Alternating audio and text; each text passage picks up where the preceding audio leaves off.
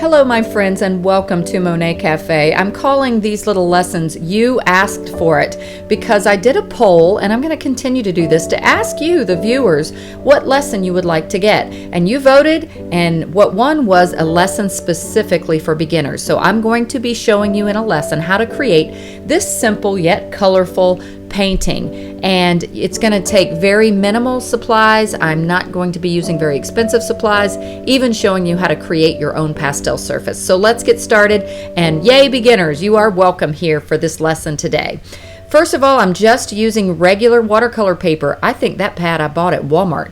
I'm doing a little 5x7 piece of paper, and I'm going to tape it on my board in my little simple hinge system that I use. Some of you may have seen that in my other videos. I just put a couple of pieces of tape on the back. This is just blue painter's tape. You can use whatever you have. I like that tape because it peels off real easily and doesn't stick to the paper very much.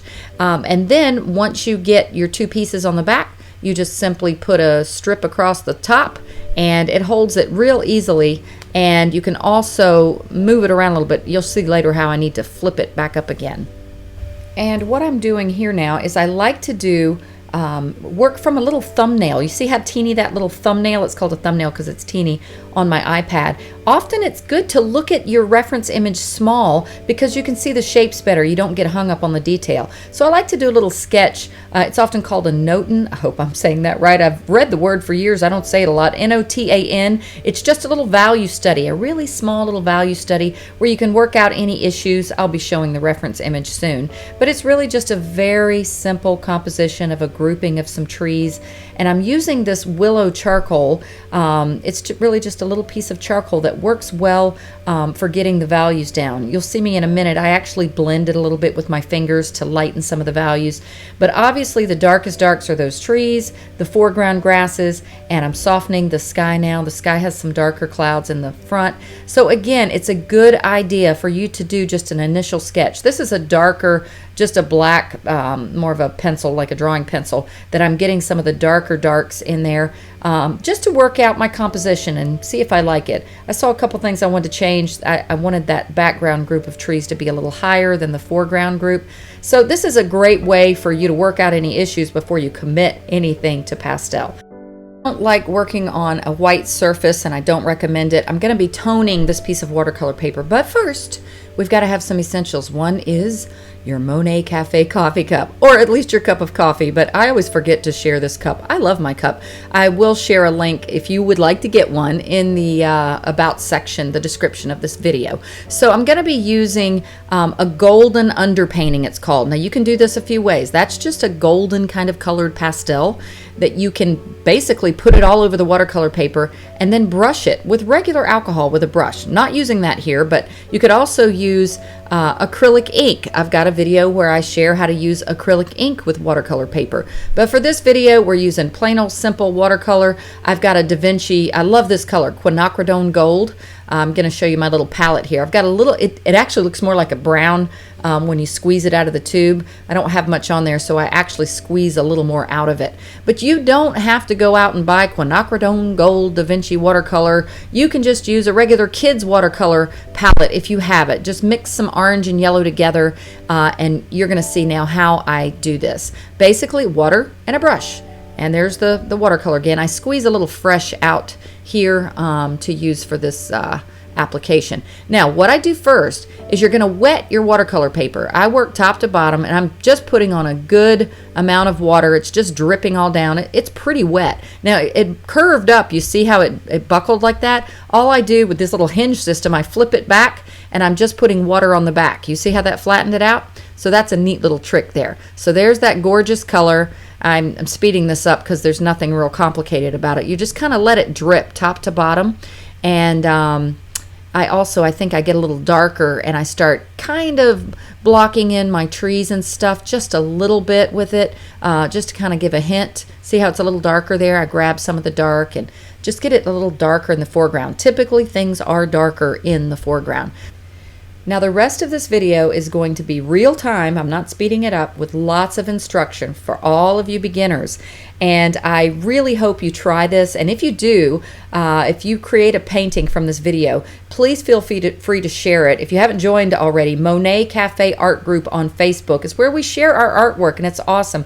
I am so proud of every single artist, and especially you beginners. I just have a heart for you. So enjoy this lesson. I know you're going to learn a lot.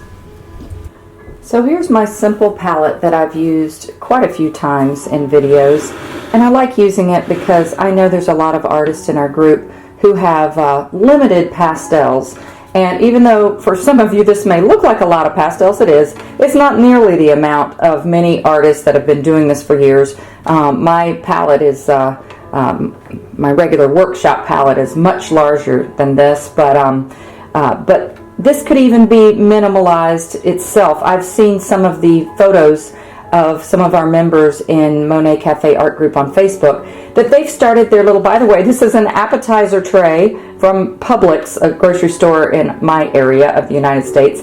And you could get anything that would work. I like it in a circle because it emulates the color wheel. And but I've seen beginner artists post pictures of their beginning pastel palette, and it's just, I mean, maybe a total of 30 or 40 pastels. So you just start simple and build up from there. And again, I'm always trying to cater to the beginner artist and try to get you guys not to have to spend so much money. So I'm going to talk a little bit about pastels too in a good beginner set. As a matter of fact, there's another artist that has a great video on some good beginner sets, and why reinvent the wheel. I may just share her link to give you some ideas on some good beginner sets to get started with. So I'm going to be using my little color wheel palette tray to choose the colors today for this particular painting. Here I've actually printed out the reference photo. I think I did this with my last video, and I think it's probably a neat technique for me to do to share with you guys how I choose colors. Sometimes when I have it on the iPad, well, there's a couple things. Sometimes you guys can't see it as good because of the reflection, but also I can't paint on the iPad. And when I print it out like this, I'm able to take it and kind of play around with some colors and help you guys understand how I choose colors. Now, the neat thing is, you don't have to use the colors that are local to the scene. The word local just means what you see, what's natural to the scene. I talk a lot about how value is king, meaning the lightness or the darkness of that particular color. And value is what you want to get right. And if you get value right, you can get creative with color. I could take this scene and make it all very warm and use a lot of red tones everywhere, not many greens. I could take it and make it very cool, a lot of blues. So you've got a lot of flexibility and creativity in choosing what color palette you want to use, in spite of what colors are in the reference photo. Now that does get to be more advanced. So I'm try not to veer too far away from some of the local colors in this scene, because this is, again, a beginner video, and I don't want to throw out a whole lot of things that you guys are, what am I doing? So anyway, I'm gonna work a little bit with what we have here, but I'm gonna do something I do quite often, which is punch up the color a little bit. This already has some great color in it already. I don't have to do that too much, but I do like getting fun with color and using, you notice a lot in this photograph here, in the trees and in the shadows, visually we don't see a lot of purple, but I love using purple in the shadows, especially in those medium value areas. It's really going to just make your painting feel so much more alive and rich and beautiful than just using all greens in the trees here. Okay, so you can use purples. They're just a great shadow color. If you've watched many of my videos, you know that. I've chosen some colors over here already that I'm going to reintroduce over here for you to see, and actually on the reference photo, so you can see. Now, if you haven't ever had this tool before, it's a very inexpensive little tool that you can use to help you find value, find the lightness or darkness of a color. Now, you can use the old-fashioned method, which I use, and I actually don't even use this very often, but squinting your eyes is a great way, or lowering the light in your room where you're working. If you lower the light, if you have the ability to dim your lights like I do in my studio, let me see if I can do that right now. You can actually see the values better. Now, it might not work good because I have light coming from the window, but let me kind of dim these lights. Well, the camera's going to adjust for that. But you can sort of see it right there before the camera adjusted. You can see how you can see the values better. Now I'm going to shoot them back up again because I need the light now. So squinting your eyes is a good way. Using this grayscale and value finder is also a good way. You can get these on any art supply, most online art supply links you can find. Now I tend to get this back. It seems backwards to me. It seems like white should be 1 and go up to 10 for black, but it's the opposite. The darkest value is the lower number, okay? Again, I just sometimes I might word that wrong in my videos, but that's actually the way that it is, okay? So anyway, let's get started with some of these colors I've chosen. I like using paper towels to lay my pastels out to choose, because I can clean them on the pastel and also get a nice little idea. Sometimes when you look at the pastel, let me pick one in particular. Like this little purple here. It's a little dirty, you know, and you can't get an idea of it until you can start to see them next to each other. See how you can really see that color like that? Okay, so I'm going to start showing you. I like to work top to bottom and just kind of looking at things and laying them out for you guys. I don't always pick it that way myself, but I'm going to start with the sky, okay? I've got some of these nice neutral purples in the sky here. You see how these clouds are kind of grayish purple, moody. I really like that. But I'm going to need a little combination of lights and darks. In a sky, typically your upper atmosphere, when you go up higher towards the heavens, the colors get darker in value, which would be, you know, more in these values, and then they get lighter, turn it upside down, as you go down to the horizon line. That's typically the way it is. Now you might have a scene where it's very stormy and you've got some dark clouds here and maybe some brighter ones up top, so you know, be careful about that, but that's a general rule of thumb. So these are some of the colors I have. I like some of these nice grayish tones. I have this actually on a little laptop pad to sit up.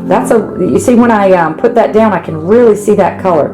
That's going to be a nice neutral color for the sky. This is lighter in value. And I'm going to put some of these on the picture too. This is a harder pastel. This is a Rembrandt. It's harder, and it's going to be nice for the beginning layers. This one, I believe, might be a unison.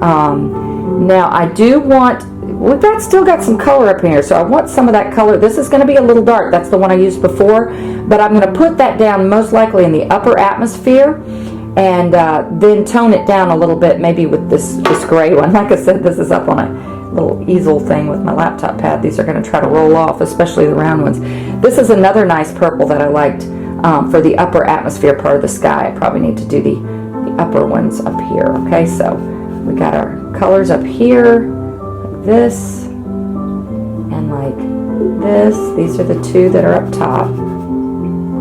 See the subtle differences? This has more blue, and this one's warmer with more red. Okay, and then we've got our medium values down to light. This is another nice light to get the lights in down at the lower horizon. This is Terry Ludwig, and you see it looked whiter before I put it down. So a lot of times you just can't really know, but I also put it down on white. Color and value is determined a lot by what it's next to or what you apply it to, okay? But that is a little bit lighter than that one. I've got some other nice, I love this primrosy blue, but I'm going to reserve that for some of these distant background trees, okay? So here's my little purples that I'm going to try to use for the sky, okay? It might look like a lot of colors. If your palette is more limited, you can use one color for the sky to get started. If I used one color for the sky here, though, I would probably use one of these two here. If you had another dark for the upper atmosphere, probably like this, okay? So keep it simple if you're a beginner and you just have a few colors, okay? But the sky is going to be the lightest thing in the scene in general. That's usually the way it works. So if you have few supplies, just one of these lighter pastels will be fine. Now, I'm going to already go ahead and start talking about the dark darks right now, because that's going to be the next thing down, is going to be this tree line. But if you've watched many of my videos, you know that distance really determines the value and the color. Things that are closer are going to be darker in value and bolder in color, richer in color, okay? So you're going to get richer colors and darker colors. In other words, I wouldn't want to use these trees are closest. I wouldn't want to use a lot of neutrals here, right here, especially in the darkest areas here, okay? There's going to be richer in color. As things recede, we know this tree line is more in the distance. These are going to be lighter in value, okay? See how these are more in this range here? These are going to be lighter. Even if you don't see it right away, you learn to see these things better as you grow as an artist. And even if the photographs, sometimes photographs lie, or you can interpret it better. Let me turn this off here. Sorry, I'm playing my Pandora and an ad came on. You can make it work better for a painting by choosing the correct values and colors. So what's going to happen is these values are going to be a little lighter in these trees, and so you want to try to make that happen with your color choices, okay? So let's go ahead and see. These trees in general are going to be the darkest thing in the scene here. So you actually really could use this dark here for all of them, but we're going to soften these with color and value as we go on. So that's going to be my dark for the trees, okay? Now, as far as the values getting lighter in the background trees, I love paintings or reference images or anything that creates a sense of distance and little hidden things you can find where your eye just wants to peek and find things. I see in this reference image, it looks like this photo, I almost got a little S-shaped curve going here, where it's coming in, it's curving here, and then I'm going to try to make a little hint of that little field, and maybe these trees back here be the ones that are further away. Push them back. It's going to give that painting a lot more depth. So those in the background there, I'm going to start drawing on this now, are going to have either some of this cooler colors recede, okay? So I don't want to use any rich greens back there, and I may even be able to use some of these primrosy blues back in there if it's different enough from the sky. All right, so these are going to be kind of my really far background trees, okay? These are going to be my darks. Now for the trees here that are a little closer, it's going to probably be some, I can even cool them out a bit because this is more of a, it's not a super yellow green. These trees can be here. I think I need probably not something a little darker than that, maybe a little greener. We do want to have some green in this. See, this is good too. Okay, so this is going to be for my darkest dark trees. I may even need something a little darker than that. These are going to be for my next tree lines here, and this is going to be for my pushed back far trees back there, okay? And now we're going to start working on this field here, and I love the way Karen Margulis puts it. She likes to lay down some dirt. Now I'm going with some dirt that's more along the, not quite as orangey. I've got some magenta, more of a magenta reddish color, and I love to lay down the dirt or the ground in a complementary color. You know, this field happens to have a lot of yellow in it anyway, but a lot of fields or pastures or whatever are mostly green. Well, your greens are going to pop and look much better if you lay down something before you put the green down. So I don't have a lot of my warm greens even displayed here yet. We're going to start with this, and then I'll gradually add some warmer greens. So this is going to be my dirt colors, okay? And I may even play around when I get to punching up color and adding some more creative color. These are some that I've picked out. You see just the boldness of these? I just love that. These are just some nice pinks, okay? But let me go ahead and kind of choose some greens I might be working with in this scene, because we know that field's going to have some greens. I'm going to pick like a kind of a medium green for these trees here. You know it's got some greens in it. Okay, so I've got some greens here that I'll lay on top of this, and I still think I might need a darker dark for that. Again, I have a limited palette here, so I'm having to choose from what I have. This is that's more neutral. Here's more of a dark. So if we need a darker dark for those roots, especially down here, the base of the trees, we got it there, okay? So maybe a little warmer green now for some of those. I've got such a combination of pastels here. This one's a little lighter than that one. And again, this is kind of how I start. and then I might add a few, but I want to keep it pretty limited. Let's count these pastels we have here. And again, we can really limit these, so you can work with less. 1, 2, 3, 4, 5, 6, 7, 8, 9, 10, 11, 12, 13, 14, 15, 16, 17, 18, 19 pastels. We could even reduce these if you have like down to 15 if you have to, or whatever you have. Like I said, just work with what you have, and this is the general idea. All right, so let's get started with that, and then I'll gradually show you towards the end of the painting what I add in, if anything. I'll try not to add much more than this. I forgot, I actually wanted to put some of these down on the actual paper. This is just regular printer paper that I printed out, and so we're going to get an idea of some of this. It's kind of going off the edge here. Let me pull it down. And I have bumps on my little iPad holder that or my laptop holder. Seeing the bumps through. Okay, so we're going to get the upper atmosphere is going to be the darks. Again, regular paper, so it's going to just probably get like one layer. And then we're going to get kind of our lighters. And see, you can use the harder pastels are great for blending. Again, just regular paper here. So I'm going to try to put it on the paper towel because I'm getting all my little circles in here. And we may even, I'm discovering, may even need a lighter than some of these. Okay, see how that's not even white. Okay, so we get an idea for our sky, and I might need even a little lighter. Let's see how much lighter this one is. That's not much lighter. Yeah, that is actually. It's so deceiving, some of these colors. Oh, I like that one. That one's kind of a little pink tone. Okay, so that's the general idea for the sky. All right, now like I said, let's go ahead and get in these darks for the trees. Here's the darker dark, and all this is going to be is you're first going to, and I'm going to do this on the actual surface of the painting. You're first going to get all your darks in, and I'll even do the darks on those even though they're a little further away. Okay, then the next ones are going to be the ones that are more in the distance. It's going to be these. See how this is pushing those back a little bit? It's just that little bit of cooler blue. Okay.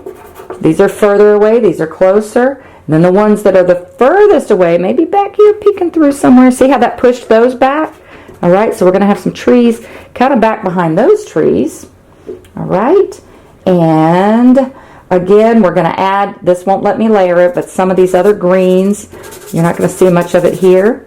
Okay, this is why we use sanded paper. Do you see how this is just bouncing off the paper? You're getting the idea as a quick example, but it's just kind of not sticking to it. Okay, now I'm going to use just this one here. It's going to look dark right now, but this is going to be my dirt.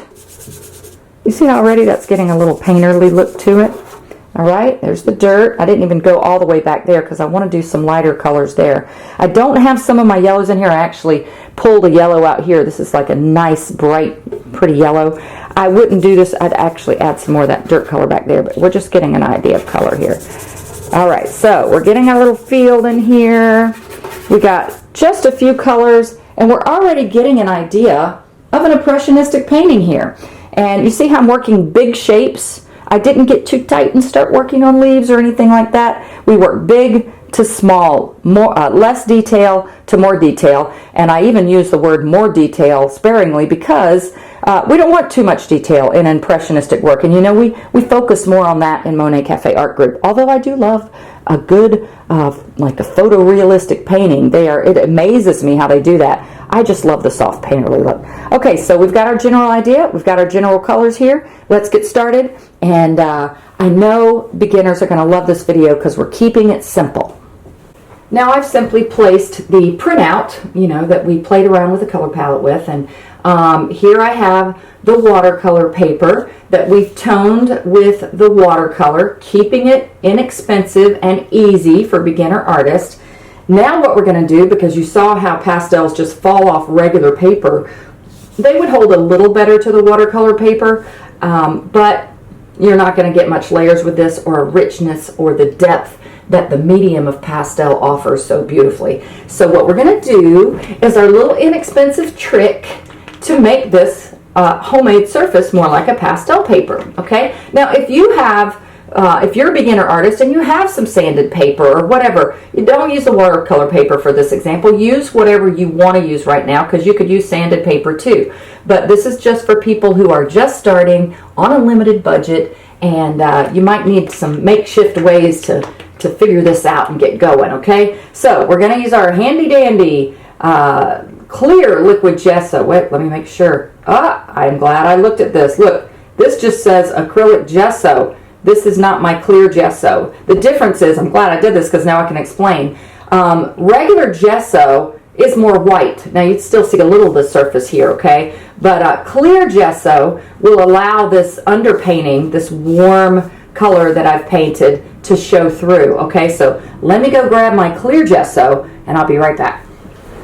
All right, here we go. Yay, I'm glad I was paying attention. Here is the clear gesso. Now, another reason I like the clear is sometimes I not only will tone my paper one color, sometimes I will actually do an underpainting in watercolor or whatever, and I kind of want that painting to show through before I put pastels on top of it. So in this case, though, we're keeping it simple. We just have our nice golden color for our underpaintings. It's more of just a undercoating instead of, it's not a painting underneath that, but I don't like working on white. Now, I probably poured too much in there because this is just a small surface, but you know, you're just going to use a little bit of the clear liquid gesso. Use whatever brush you have. I sometimes like brushes that have a little character. This is just a very cheap brush, and you can sometimes buy even in little art supply stores. This one might even have come from Walmart, but I like that texture to it. You might not, if you don't like the texture, actually I do need more, you might like to use a smoother brush or even a foam brush, okay? Foam brushes work well too for that smooth surface. Now once again, we're getting our warping of the paper like you saw when we toned this with watercolor, and all I have to do is apply a little water to the back of the surface and it will flatten it out. What a neat trick, huh? Now, I'm a little ambidextrous, so sometimes I work with my right or my left, kind of to work around, you know, whatever is in the way. All right, so we've got some nice little texture going on there. We're going to let that dry, or use a blow dryer, and I'm going to go ahead and after this dries, apply some water to the back so that it flattens it out a little bit. All right, so we're almost ready to get started. All right, so basically, when I blew it dry, it flattened out pretty much, but it's sticking up a little bit here, and I don't want that to get in the way, so I'm going to add a little bit more of my little tape system here down to the bottom to flatten it out.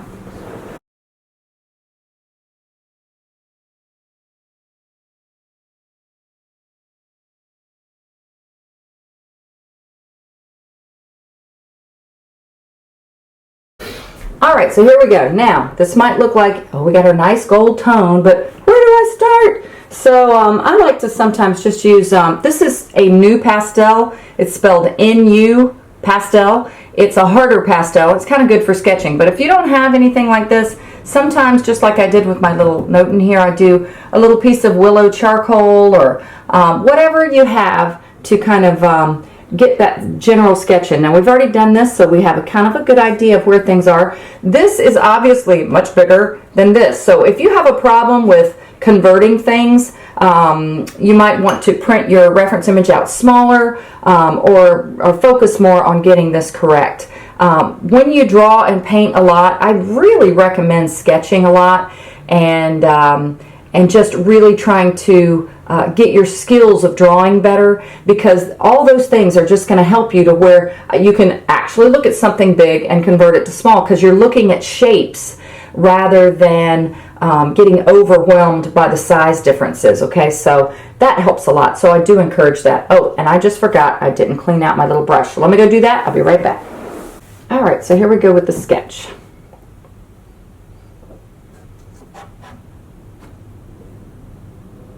Here's the halfway mark right here. Here's a halfway mark right here for us to kind of get close to it, get kind of ideas. You see how this tree line ends kind of more halfway than you would think, okay? So if this is the halfway mark here, those trees are going to end more like right in here.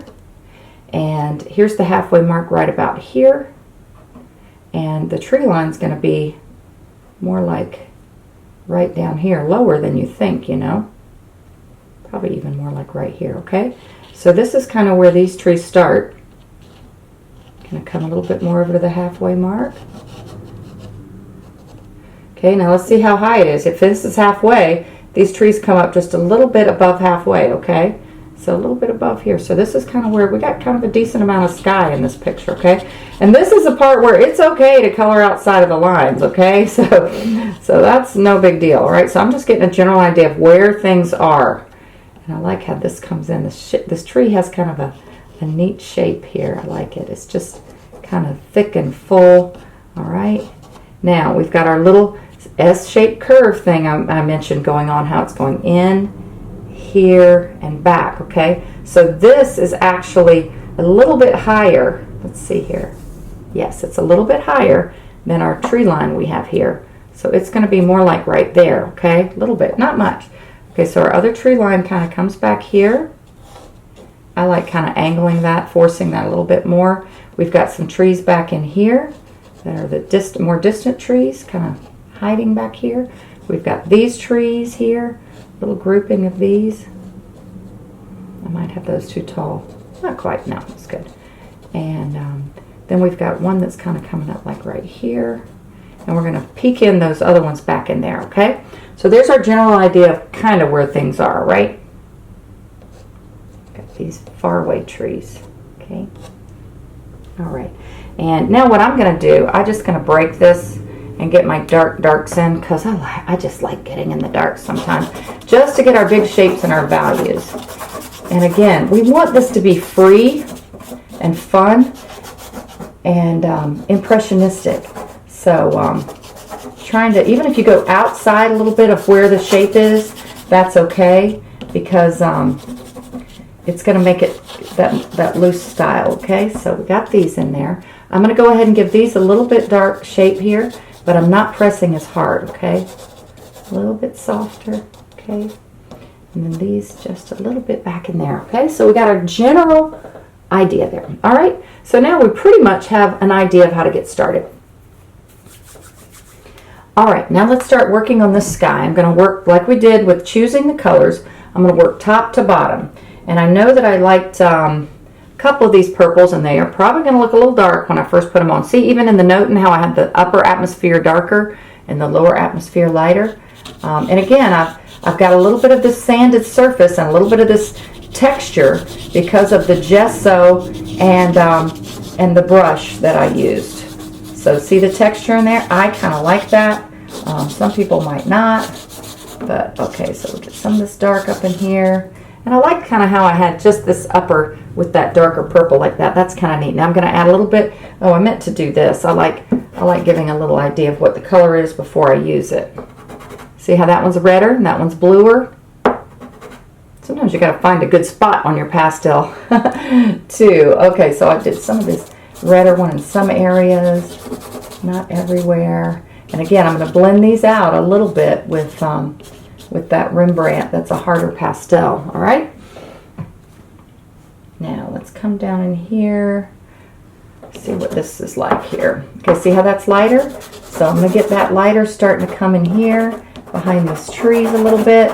And again, this does not have to be perfect at this point. Go ahead and get some of this down in here. I'm going to lighten this up too, all right? Now I'm going to use some of this to kind of lighten the sky up and give it some direction. I was looking at how those clouds were, and they were kind of just almost bursting forth, okay?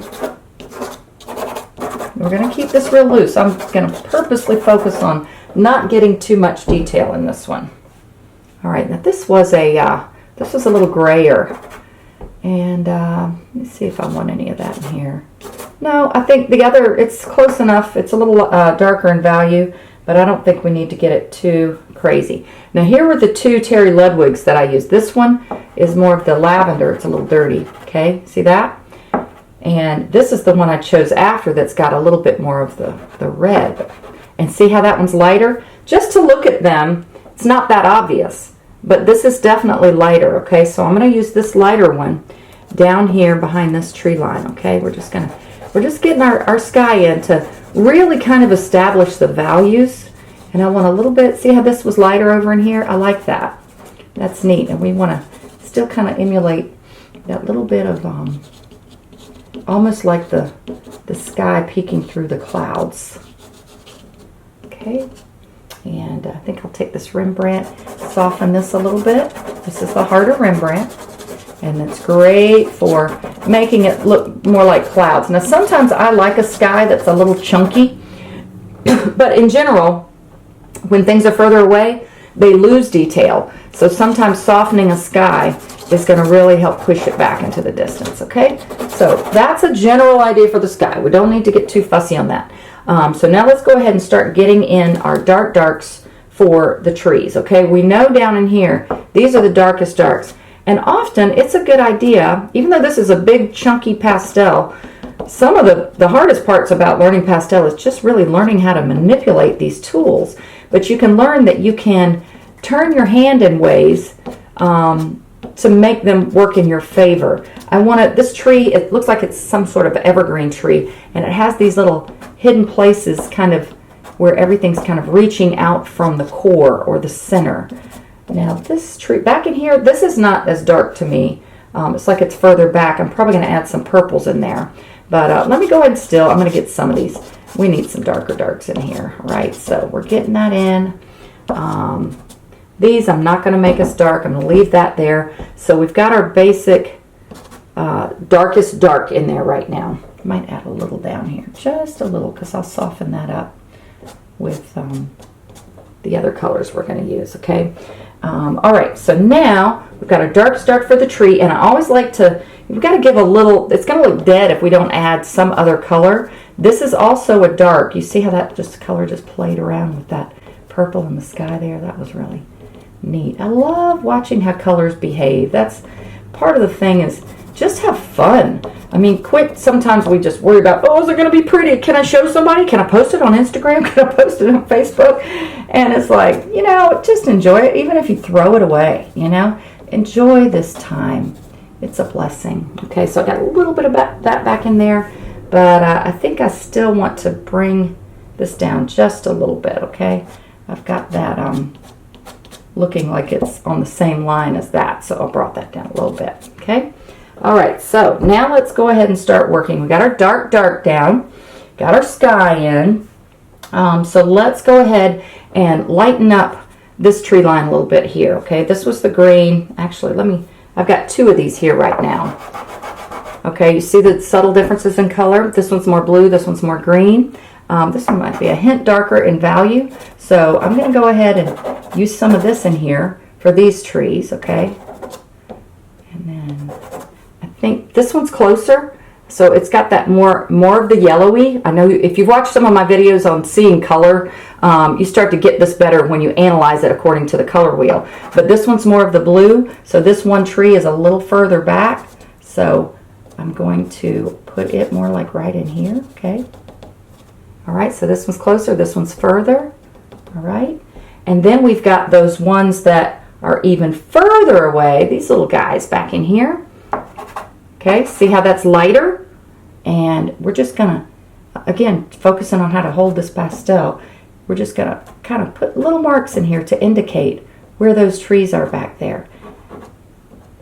You're not drawing a tree, you're just doing a shape, okay?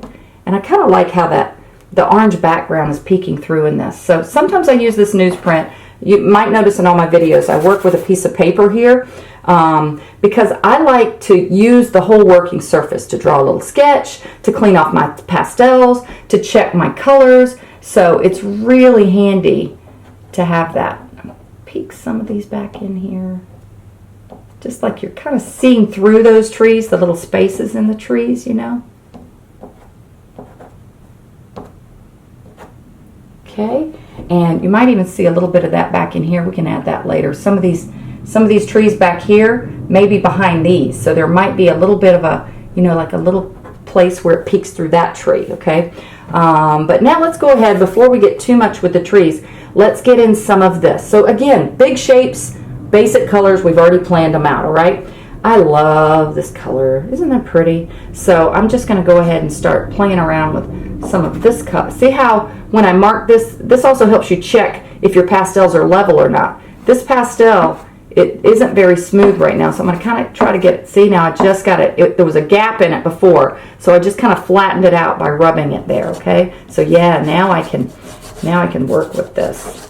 And I'm going to get the darker dark in the foreground. Foreground colors are typically warmer and typically darker in value, okay? So that's nice. Now this one, all right, this is a little redder, so that would be a good one to put kind of on top of this color a little bit, because there's a variety in colors in the ground or in the grasses, and adding a little variety is always a good idea. All right, so now let's go ahead. I've already got the nice orange right here that's kind of a medium value because it's receding in the distance, and this is probably a little too light to add right now. So let me see here. Let me play around with this a little bit. This color is one of those punchy colors I talked about. Let's check that out a little bit, just to give a little interest here. Oh yeah, that's nice. I'm going to add a little bit of this in that, going towards the medium. And over here, you're going to get a little darker because it's kind of behind the trees. It looks like some sun shining right here. I can add that with the that punched up kind of yellow color. Okay, and I might add directional strokes are good too, to kind of pull the eye, okay? I have such a textured surface here that it's hard for those to even show up. So we're kind of just working more with color with this. Here's another color that I like. Let's check this value. That's obviously a lighter value. I kind of like it for right back in here. Just some little directions of how these grasses are going here. Going back. Okay, I'm going to add that the lighter yellowish orange back there too. And I might have a little bit of that. It's kind of lighter in here. Just kind of going up and down, emulating little grasses. Really impressionistic here, okay? So notice we haven't even added any of the warm greens really that are kind of typical for a landscape scene.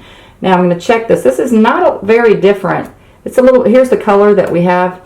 It's pretty bright. So that's what I'm going to use to get these brights in here.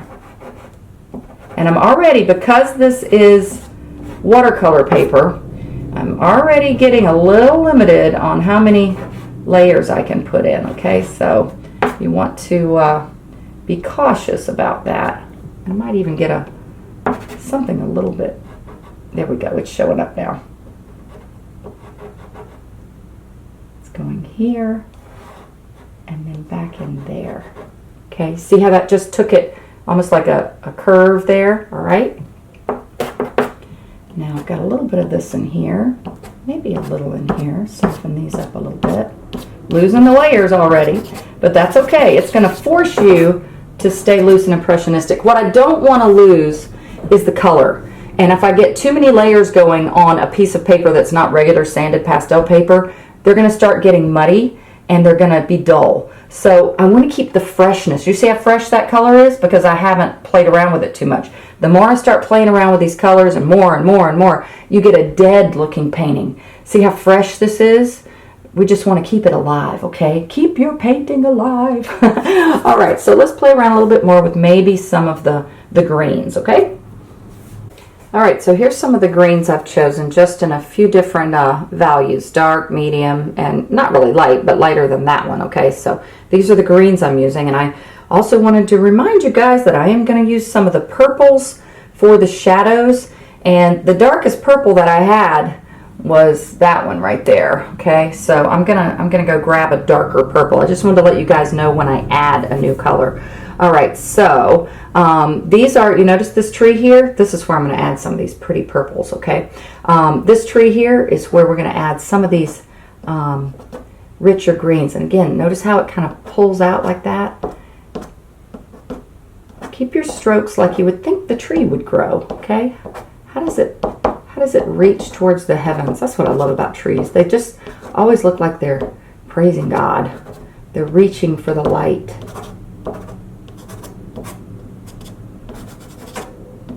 And look for the shapes in the tree. I mean, sometimes one of the greatest things I learned in art class was something that said, I am going to put a little of this green in here, was draw what you see, not what you think you see. Sometimes we have tendencies to think a tree looks a certain way. We just start drawing, like, and you forget. Sometimes trees are just these interesting shapes, you know? You don't have to do it exactly like your brain says a tree is, okay? All right, now I got there's some lighter values in here, okay? Of just how the sun is playing around. See that? How the sun's playing around on some of these that are, and I'm just making these shapes, really, directional shapes. See how I use this to clean it off because I got some light on it. And there's some lighter, this tree that's kind of behind this one is kind of lighter. There's some more in here. This sticking out here is a little lighter.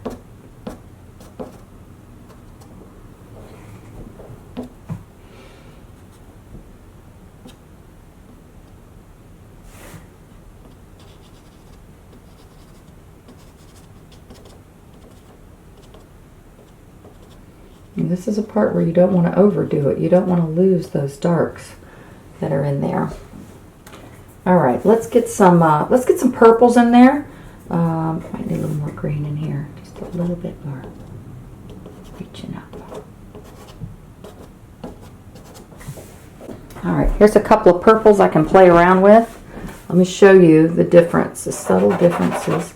Okay, that's a nice. Well, that's not an eggplant. I can't remember the name of that color, but this one's a little lighter, okay? So this will be a better one to use here. The darker one's better to use here. So the purple's just going to give it interest, okay? And again, it's a good shadow color. I'm kind of feeling my way where yeah, look at that. Oh, yeah, see how that just is giving this tree some interest, and you're putting it in little places where, like where the tree, the deep shadows are. You want to make sure you don't want to make lines, really. There's this expression that says there are no lines in nature, and there's really not. There's edges where things meet up, but you don't want like a line here. I'm going to break that up a little bit in a minute. Okay, so I'm squinting my eyes even looking at this, okay, and just seeing kind of where the darks are. Some darks up in here. Squinting. I'm seeing this shape right in here. Okay, the more you do this, the more you're painting by shape, really, not by what the thing is. And sometimes you might see me sometimes I'll just tap. I'm not blending. I'm just tapping to soften some things up a little bit. Okay, so that tree's coming to life a little bit. How cool is that? Now we're going to use this lighter one here to kind of work the shadows in here, okay? Because these are further away, okay? So we're getting, usually down by the base of the tree, they're darker, okay? So see that? Oh, that just added such neat interest. I'm even going to add a little bit of this one in some of the areas of this tree, okay? Again, I got to be careful that I don't overdo it because we're working on not regular sanded paper. We've invented our own. Maybe a little bit of this in here. See how that purple just kind of makes it pop out, and all of a sudden that's a much more interesting painting, okay? I'm actually going to take some of this purple. I think these grasses could be deeper down in here and more interesting. So I'm going to just kind of give it some shape. I kind of like this little technique of painting over the photo, because what it forced us to do is not look at all the individual things and not get caught up in things that are too much detail, okay? All right, so got a little bit of that going on there. All right, now let's think, okay, we're going to add a little bit of this green, okay? We could keep it mostly a orange field, but I think I'm going to play around a little bit. Let me look at this green here. Let me compare my greens up here. Okay, see how this is a lighter green? We may even have a little bit, I think this is even lighter than what I'm going to see here. Yeah, see, this is a little dull. And we don't want to use too many greens with yellow in them back here, okay? That's going to make that come forward. We don't want that to come forward. We want it to go back, okay? See the difference, how one is more blue and one is more green? Okay, so I'm not going to add any of these greens back in there, okay? But I'm just looking to see if there might be... And another thing, too, I haven't even talked about here is think about where the sun is. Okay, we've got it lighter back here. This just happens to be some clouds, I think. But we definitely have light sunlight hitting here. We have some hitting here on these leaves, okay? And we have some sunlight hitting here. So it's like the sun is this way, okay? So we're just going to try to keep that in mind. Now this is obviously a green with some more yellows in them. And so we're just hitting those leaves with little marks to indicate that, yes, the sun is coming down this way. I don't want to cover up those delicious purples I just did. We've got some of these sticking out like this. Okay, that's good. All right, now I'm going to see how this green behaves here.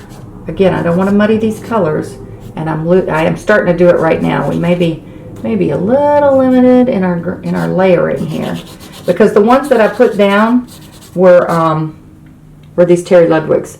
They're very soft and they fill up a lot of tooth. They're wonderful. They work well at the end. A harder pastel, like a Rembrandt, these harder ones, if you get to the end of a painting and you filled up a lot of tooth, these are going to blend well, but they don't show rich marks. These will work well at the end, okay? So, but when you've used a lot of them, they fill up a lot of tooth. So the Terry Ludwigs have definitely filled in some tooth there. I can feel it. All right, so I don't want to do too much of that green, but let me try a little of this green here. I'm squinting my eyes to see where there might be some subtle green in these grasses, and I'm just touching it, just kind of touching it in here and there.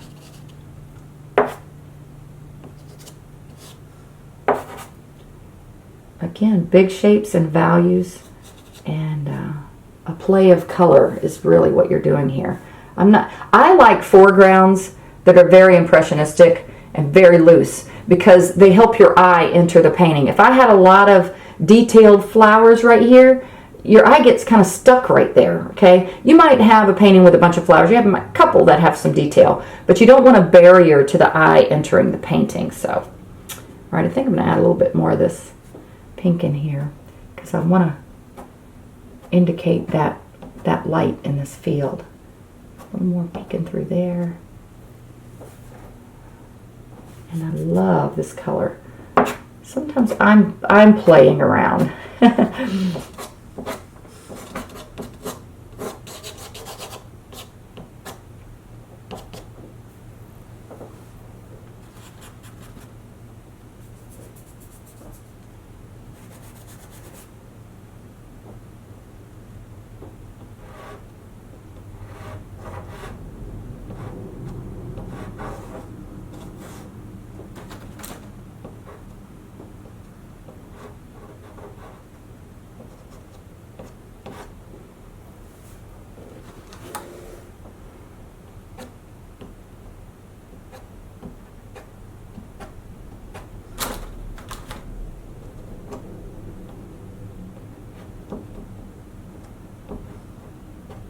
Now I'm making just little kind of hard marks in certain spots to kind of give just some little interest here and there, different places.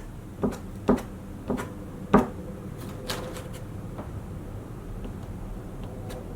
think I want that to be more of the green, like green grasses. And that's a little dull, but it gives the idea of grasses. And I want to break up that to where it's not a straight line there.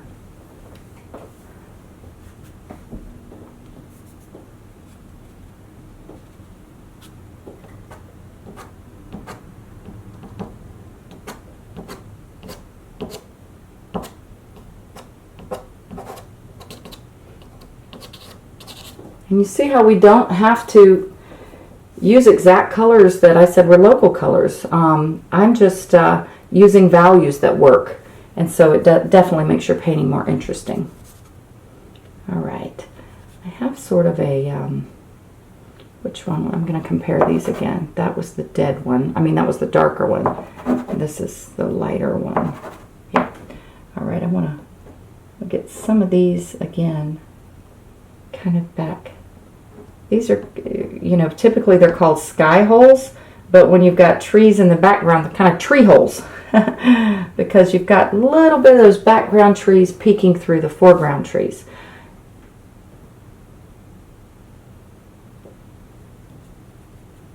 And sometimes, this is the darker value one you see here. Sometimes when it's behind something, you don't want the value too light behind it, or it just pops out too much. So sometimes you want to use the little darker value for a sky hole or a tree hole, and it works better. All right, on that note, with sky holes, typically I'm actually going to loosen up this tree a little bit in the top. It looks a little stiff, so I'm going to give it a little bit more free leaves at the top, okay?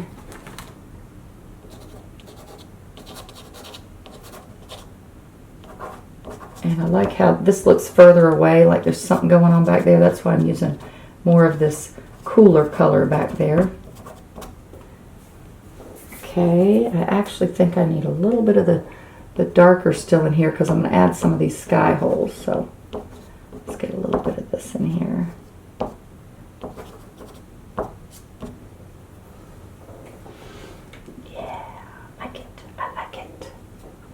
All right, so now on that note, with the sky holes, the color that I had been using for the lightest light part was here, okay? So if I'm not going to do a whole lot of sky holes in these trees because they look kind of nice and impressionistic anyway, but I'm just going to kind of carve in a little bit down here.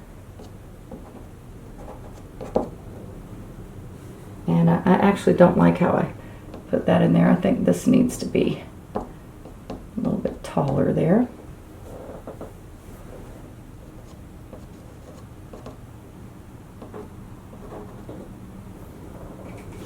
Okay, now notice how this is the lightest part and it gradually is getting darker. So I think I'm gonna, let me try this color.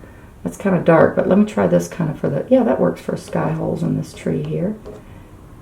Again, we're just kind of, this tree is very full. So the only sky holes, and what I mean by sky holes is the spaces between the leaves and where the sky shows through, okay? So the only places those are kind of just on the little tips there. And there's a finesse with sky holes. It's something sometimes you just got to play around a bit with to get it to look right. This pastel is so chunky, these sky holes are looking too fat. But I'm just going to kind of blend this tree a little bit. I'm just going to touch it like that. Okay, it gives it a wispy look on the ends. And still got, let's see some of this purple in here. I want to add a little bit more of that. I like that color. That's so pretty. Okay, now I'm going to take this Rembrandt again, kind of carve down a little bit in here with this one. This one has a little bit of a sharper edge to it, so you can blend better.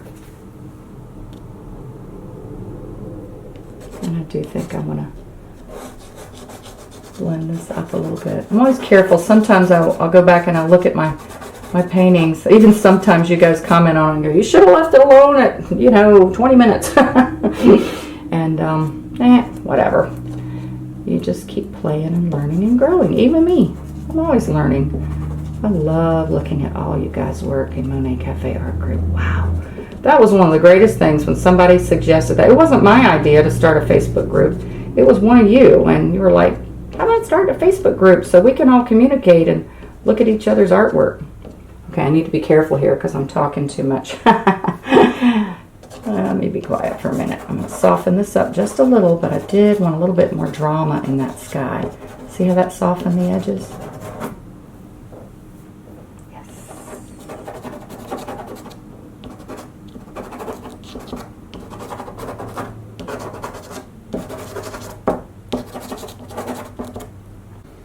All right, so I'm pretty much going to wrap it up here because I wanted to keep this very simple and basic. We're also working on a pastel surface or homemade watercolor paper with clear gesso on it, so we don't have the opportunity for a lot of layers. It actually forces you to stay impressionistic.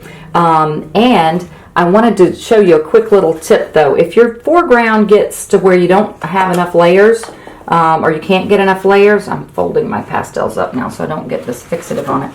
You can spray, I get the question all the time, do you fix your work? Do you spray it with fixative? A lot of people think, and I think a lot of artists have done this, where, you know, pastels are kind of vulnerable. So they spray a fixative over it to keep them from falling off or smudging as much. But it's a no-no in my book because it darkens the whole painting, okay? But one thing you can do is you can use it just as it's called workable fixative for a reason. This is the Blair Low Odor Matte, workable matte fixative spray for drying, stop smudging.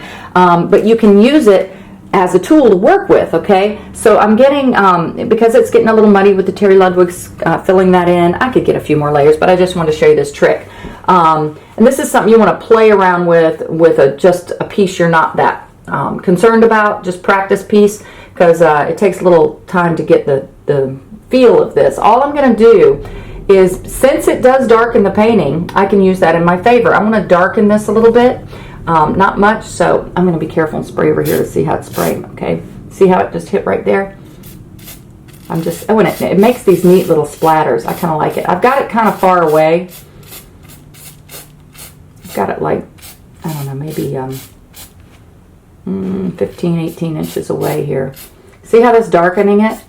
Might darken the trees a little bit there. And I like the splatters. I'm spraying it so sporadically that it's giving those splatters, but it gives a real impressionistic feel. Now what that'll do, the fixative, kind of like the clear liquid gesso, has a little bit of a grit to it. So once this dries, you get a little bit more ability to layer some fresh color so it doesn't look muddy. But again, be careful with that. That's just a little tip I wanted to throw in there because people ask that question a lot. I don't ever spray a whole painting with it at the end, but I might use a little bit in certain areas to darken them up. So that's the general painting, guys, and it's really simple, really basic, worked with a lot of rules, just general color and value rules and shape rules to get you going. So I hope that helped all you beginners out there, and I enjoyed being with you as I always do here in Monet Cafe. So happy painting. Come join us in Monet Cafe Art Group on Facebook. Bye, guys.